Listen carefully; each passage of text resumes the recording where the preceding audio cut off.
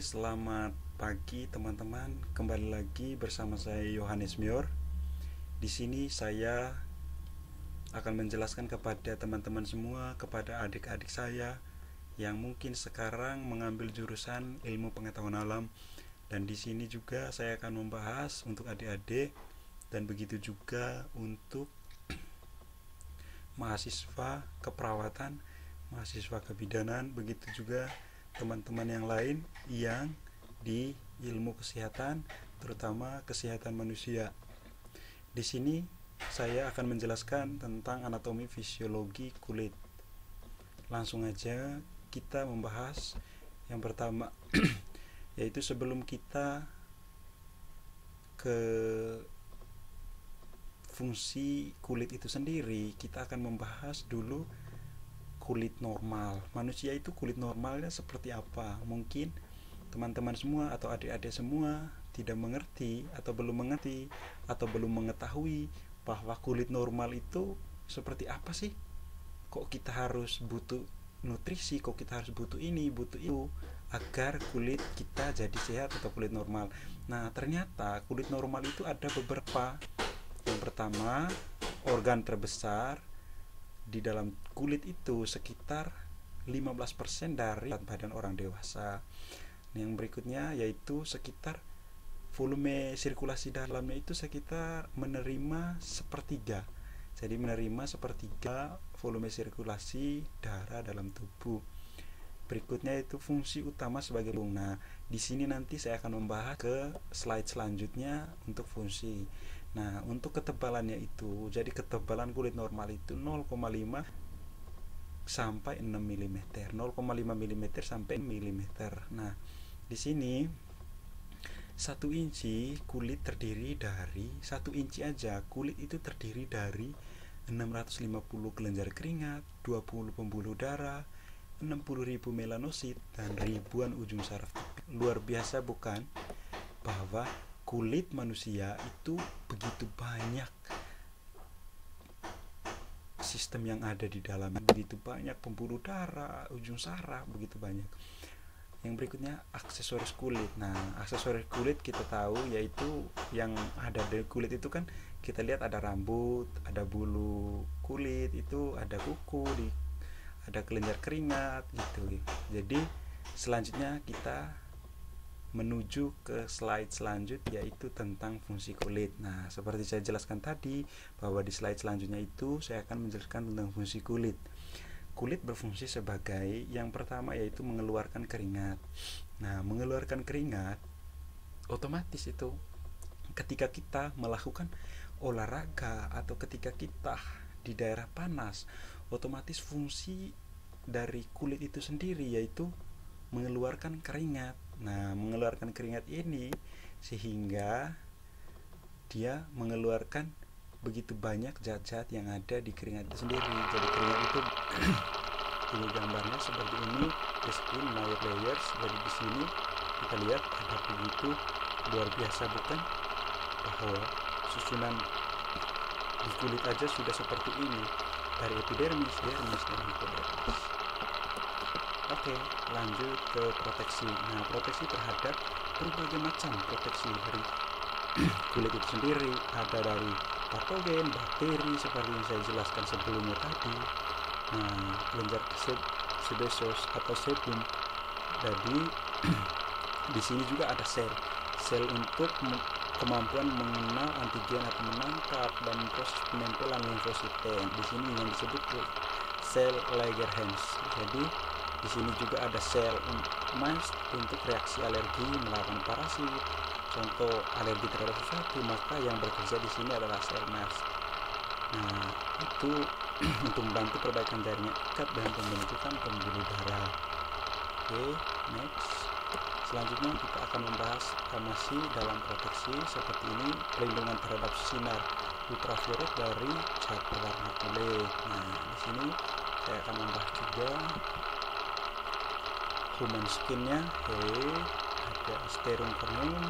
Seperti ini bagian satu epidermis, dermis, subkutan, hemostasis. Oke, sensasi. Nah, di sini saya akan menjelaskan bahwa kulit itu memberi rasa sensasi yang begitu luar biasa.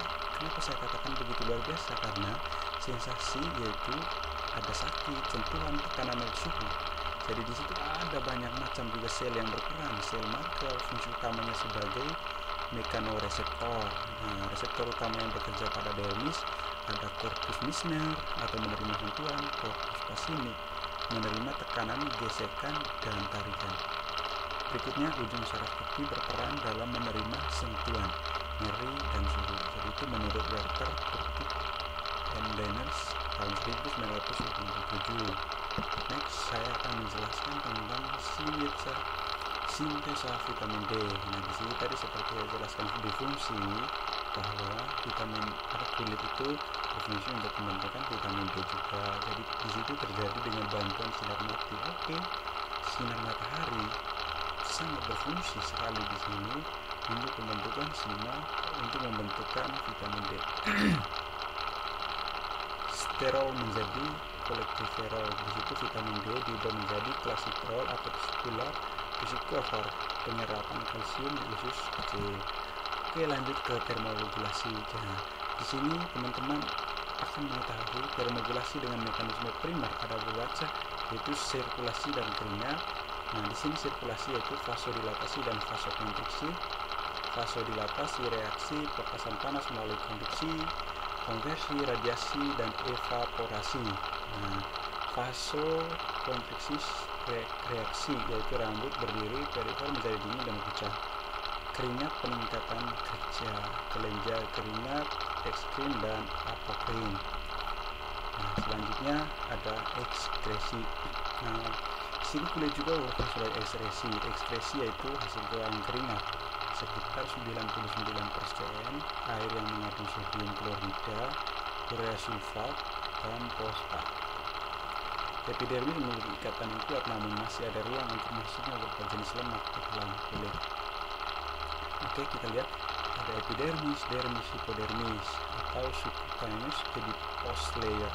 Jadi ini akan di sini kita lihat skin layersnya. Oke, ini. Nah, di bagian epidermis ini kita lihat dari sini sampai sini itu ada ujung saraf, dari sini sampai sini itu dermis. Nah, dari sini sampai sini itu kita lihat ada kelenjar minyak atau penegak rambut, akar rambut. Nah, itu bagian dari dermis, dan bagian dari hipodermis atau lemak subkutan itu memiliki kelenjar keringat, pembuluh darah. Oke, di epidermis kita bahas satu persatu. Epidermis, lapisan terluar dari kulit. Lapisan terluar dari kulit, sel epitel squamosa berjenjang. Jadi di sini sel utamanya. Sel lainnya melanosit atau sel Langerhans. Jadi epidermis dan dermis dibatasi oleh yang namanya BMC. BMC means membran some. Tidak ada pembuluh darah, nutrisi, dan difusi dari dermis. Variasi ketebalannya sekitar 0,4 sampai 0,6 mm. Memiliki 5 stertum. Oke, langsung kita bahas. Mungkin ada yang bertanya, apa sih kreatinisasi? Jadi selama 26 sampai 40 hari itu ini setiap 2 bulan atau 45 sampai 76 hari kita lihat. Jadi fungsinya untuk pelindungan tubuh oleh epidermis yang terutama adalah oleh stertum corneum, yaitu dengan mempertahankan air dalam tubuh dan mempertahankan asam tetap di luar tubuh. Oke, yang berikutnya itu kita akan menjelaskan setelah epidermis lanjut ke dermis. Nah, di dermis ini kita akan membahas. Jadi dermis ini lapisan kedua dari kulit di bawah epidermis, ketebalannya sekitar 2 sampai 4 mm. Nah, di sini kalau untuk daerah-daerah tertentu lapisan dermis ini berbeda. Jadi untuk maksimalnya 4 mm di daerah punggung dan paling tipis yaitu di daerah kepala dan telapak tangan. Jadi terdiri dari jaringan ikat, konvektif pis, sel utamanya fibroslat, penghasil protein utama kolagen dan elastin. Habis itu memiliki banyak pembuluh darah dan sel saraf. Seperti yang jelaskan sebelumnya, yaitu di situ di dermis itu, di situ pusatnya ada banyak memiliki banyak pembuluh darah dan sel saraf. Terus terdiri dari dua lapisan dengan batas yang tidak nyata, yaitu stratum papiler dan stratum retikular. Jadi vesikularisasi epidermis juga di situ dari dermisnya. Nah, seperti ini gambar dari dermis. Kita lihat ada seperti anak panah ini dermis. Kalau ini di atas ini epidermis. Jadi seperti ini untuk dermis. Jadi papilarnya atau stratum papilar merupakan bagian utama dari papilar dermis. Nah, papilar dermar ya ini oksigen dan nutrisi ke epidermis. Jadi itu suplai oksigen dan nutrisi ke epidermis. Papilar plexus atau pembuluh darah berikatan terdiri atas jaringan ikat longgar. Pada stratum ini didapati fibroblast atau sel mast, makrofag dan leukosit yang keluar dari pembuluh darah. Jadi kolagen ada tetapi lebih sedikit. Jadi yang keluar dari pembuluh darah itu ya kolagen ada tetapi lebih sedikit. Elastis fiber lebih kecil tapi banyak. Jadi ini humansnya kita akan melihat retikularnya, stratum retikularnya. Kolagen lebih tebal, kolagen lebih tebal dan banyak dari stratum papilar dan tersusun atas jaringan ikat. Padat tak teratur, elastik fiber lebih besar dan sedikit. Ada cutaneous flexus atau ikatan pembuluh darah. Sel lainnya makrofag, infosit, sensasi corpus pisciner, corpus piscini, ujung saraf tepi. Nah, di sini protein dermis dari kolagennya ada sekresi, fibroslat, protein, begitu banyak. Elastinnya yaitu sekresi protein untuk elastis pengembalian. Fungsi dermis. Nah, kita di sini akan membahas fungsi dermis sendiri.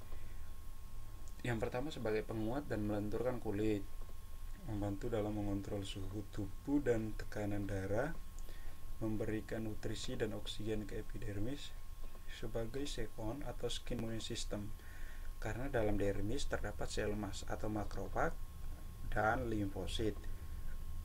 Di dermis itu juga sebagai pusat sensasi. Nah, ini yang bagian ketiga yaitu epidermis. Jaringan utama atau jaringan lemak. Di dalamnya itu ada jaringan utama atau jaringan lemak, subdermal plexus atau pembuluh darah, dan jaringan ikat. Nah, fungsinya yaitu menjaga organ di bawahnya, mengurai benturan saat bergerak atau penyimpanan jaringan lemak. Jaring lemak memiliki fungsi atau menghangatkan tubuh, regulasi sel tubuh. Gambarnya seperti ini. Yang berikutnya yaitu kelenjar kulit. Nah, kelenjar kulit seperti gambar di samping yaitu sebaceous glands atau terhubung dengan hair follicles, produce sebum atau mitosis hairs, waterpuff slow meters. Jadi di sini yaitu sebagai produksi juga kelenjar keringat. Nah, di sini sebagai produksi kelenjar keringat, untuk setiap lembar rambut terdapat sebuah kelenjar sebesi yang sekretnya atau melumasi rambut dan membuat rambut menjadi lunak dan lentur. Kelenjar kulit ini bagian yang keluar dari dalam dermis, saluran pipa pada akhir pori-pori epidermis produksi kurang lebih keringat per hari, rata-rata dewasa 200 ml dan 400 ml insaido. Fungsi utama termogulasi. Terbatasi seperti ini. Sila, pupil, bagian yang keluar dari dalam dermis, saluran terbuka dalam folikel rambut terdiri dan tidak berfungsi untuk puberti. Jadi ini referensinya yang saya ambil dan saya petik. Terima kasih. Silakan like, komentar di bawah ini atau subscribe agar ada materi. Kalau mau minta materi yang lain silakan komentar di bawah ini. Oke, terima kasih. Bersama saya Yohanes Mior.